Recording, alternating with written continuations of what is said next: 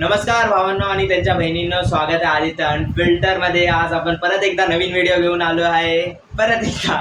आणि आज काय नाही बोलणार आहे. आज आपण मी टाकलेल्या स्टोरीला तुम्ही बघितलं असेल की टॉपिक सजेस्ट करा. तर एका मित्रांनी सजेस्ट केलं की नीट पेपर लीक बद्दल बोल. नीट पेपर लीक बद्दल झालंय सर्व हे पूर्ण सॉर्ट आउट तर झालंय, पण माझा एक पॉईंट ऑफ व्ह्यू मी सांगणार आहे. ते फक्त माझं मत आहे. मराठीत सांगितलं मी, काहीच मी थांबतो का एवढं मलाच नाही माहिती. चला मी सांगतो. Let start. करूया स्टार्ट. चला मी एक स्टोरी सांगतो गाईज. कल्पना करा की आपण 2-3 वर्ष, तुम्ही आणि मी 2-3 वर्ष मेहनत करतोय, मज्जा नाही करत आहे. झोप तर भेटतच ना आपल्याला. मित्रांसोबत मज्जा नाही करायला जात आहे, कुठेच नाही जात आहे. हे सर्व बाजूला ठेवून पण तुम्हाला आणि मला समजतं काय की पेपर लीक झाला. हा फक्त पेपर लीक नव्हता गाईज, हा लाखो विद्यार्थ्यांच्या मेहनतीवर मारलेला वार होता गाईज. खरंच यार, किती विद्यार्थ्यांनी मेहनत केलेली, त्यांच्या पूर्ण हे झालं, मन उडालं गाईज. गाईज खरंच बोलतोय, नीट एक फक्त परीक्षा नाही गाईज.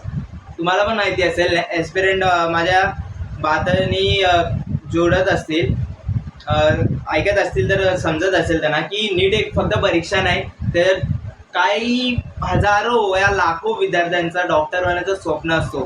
ते एका मार्कामुळे रँक डिसाईड होते आणि एका मार्कामुळे काय डिसाईड होतं, फ्युचर डिसाईड होतं तुमचं गाईज. पण गाईज झालं काय, पेपर लीक. मी सर्व दोष नीट ऑथॉरिटीला नाही देणार आहे, कारण त्यांनी नंतर पुरं सायबर क्राईम वगैरेनी पकडलं गेलं. एक बिझनेसमॅनला पण पकडलं गेलं तिकडे. पण हे कसे पेपर लीक करतात, एवढं सिक्युरिटी असून पेपर लीक कसा झाला नीट ऑथॉरिटीकडनं?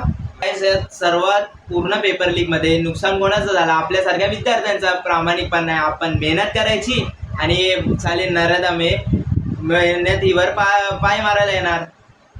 चालेल बिझनेसमॅनचे पोरं आणि गरीबाला मारा, पाय बाहेर काढा. काहीच तुम्ही पण बोला, परीक्षा तीच असेल ना, सर्वांना इक्वल संधी भेटेल, सर्वांना इक्वल राईट. हे साले बिझनेसमॅन कोण मोठे आले हे लोक की त्यांना पहिला पेपर भेटाय.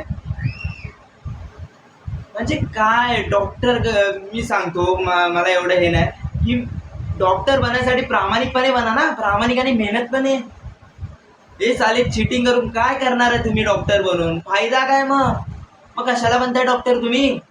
जावा बीकॉमची डिग्री घ्या, बीकॉमची डिग्री अशीच पडली आहे. पेपर लीक करताय लगेच. रिनीट पण पेपर झाला, नीट ऑथॉरिटीने केलं, परत पेपर लीक झाला असं सोशल मीडियावर चाललंय. रिनीटचा पण पेपर लीक झालेला. मला एवढं हे नाही, कन्फर्मेशन नाही, पण कसं हे लोक लीक करतात यार. तुम्ही फ्युचर हे करताय स्वतःच्या पोराचा पेपर लीकवाला घेऊन पेपर किती 5 लाख वगैरे पैसे देऊ. अरे डॉक्टर कशाला बनून काय करणार आहे? डॉक्टर बनून तुला काही सू पण टोचता नाही येणार, ती ब्लड टेस्ट करतात आणि डॉक्टर बनायचं चाललंय. कसलं छापून? अरे ही चीटिंग ना खूप मोठी शिक्षा होईल. देव बघत असतो सर्व.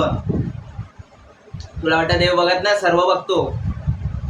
या सर्व जे कर्म गेलेस ना तू वाईट, सर्व इथेच भोगायला लागणार आहे गाईज.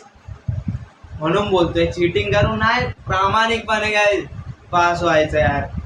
ते साले नरदामे आता काय माहिती का होणार आहे नीट. काय लोक माहिती आहे रिनीट केलं, नीटच्या ऑथॉरिटीवाल्या लोकांनी रिनीट केलं, पण काही लोकांचं मनच उडाला. काही लोकांनी रिनीट दिलंच नाही. ते लोकांनी बेडरूम मधलं ते पूर्ण स्टिकर लावलेलं, केमिकल फॉर्म्युले, एनसीएड बायोलॉजीचे डायग्राम्स वगैरे सर्व फाडून टाकलं. त्यांचा विश्वासच उडालाय नीट ऑथॉरिटीकडनं की हा नीट पेपर लीक झाला, तर रिनीट का नाही लीक होणार? मला ते सांगा. विश्वास उडाला काय विद्यार्थ्यांचा? खरंच बोलतोय, ज्यांनी 2 वर्ष 1 वर्ष ड्रॉप घेतलेला, कोणावर विश्वास ठेवणार? आता पेपर देणार. नाहीच, मी सांगतो, मी पण पेपर देणार होतो. खरं सांगतो, माझ्या मनाने सांगतोय, मी नीटचा पेपर देणार होतो, पण हे नीटचे पेपर लीक झाले, रिनीट पण झाला, लीक झाला आय गेस. मला पूर्ण मनच उडाला आहे की एवढी मोठी एक्झाम, त्याच्याने पूर्ण फ्युचर डिसाईड होतो काय लोकांचा. आणि हे साले नरदमे बिझनेसमॅनचे पोरं बनवतात डॉक्टर बनवा. आता डिग्री पण विकत घेतात काय काय लोक बिझनेसमॅनचे पोरं. ही डिग्री घे 50,000 टाका एक डिग्री घ्या. अरे तुमच्या पोराच्या दिमागातच खोकला असेल तर काय करणार भाई? हा तुमचा माझा प्रश्न आहे, हा लाखो विद्यार्थ्यांचा प्रश्न असतो काही. कोण आता हे म्हणून काय लोकांनी नीट हे पूर्ण विश्वास उडाला त्यांचा. हे मोठे एक्झाम असतात, टफेस्ट एक्झाम बोलतात नीट जेईला. आता काय कोणच नाही, जास्त तर लोकांनी ड्रॉप केलंय नीट. आता ते आता काय कोण त्यांचं डॉक्टर बनवायचं स्वप्न होतं, आई बाप मेहनत करून त्यांचं मेहनत करतात आई बाप, ते बघून ते लोक करत होते मेहनत. आणि तू नीट ऑथॉरिटीने त्यांच्याच मेहनतीवर पाय मारला. त्यांनी नाही मारला, मी काहीच त्यांना नाही हे देत आहे. म्हणजे ते टेलिग्राम तेव्हा बॅन करा ना. जिथून पेपर लीक होतोय तो ऍप बॅन करा. मग कुठून होणार? जिथून लीक होतंय ते वेबसाईट क्रॅश करा. काहीच खूप हे आहेत वेज आहेत.